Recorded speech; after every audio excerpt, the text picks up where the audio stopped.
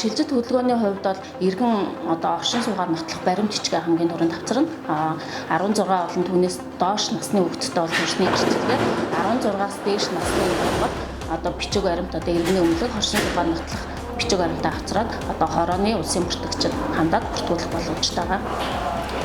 За энэ хасалтаа идэх шаардлагагүй гэдэг дэмээр яг шилжит хөдөлгөөний бүртгэл маань хамрагдчихж байгаа. За улсын бүртгэлийн багц хуульд хэрэгжихээс өмнө шилжит хөдөлгөөний бүртгэлд иргэн заавалчгүй одоо нэг хаягаас нөгөө хаяг руу шилжин явахдаа одоо тухайн оршин сууж байгаа хаягнаас хасалтаа хийлгэсний дараа одоо нөгөө очих газар очиж бүртгүүлдэг байсан бол одоо энэ шинэ хуулийн хэрэгжилтийн хүрээнд иргэн одоо Захвай аймгийн одоо улаастай сумаас одоо Сонгон архин дүүргийн 16 дугаар хооронд шилжиж ирэх гэж байгаа бол шууд одоо Сонгон архин дүүргийн 16 дугаар хооронд ирж бүртгүүлснээр тухайн бүртгэл маань бүртгэгдээ явчих боломжтой болж байгаа.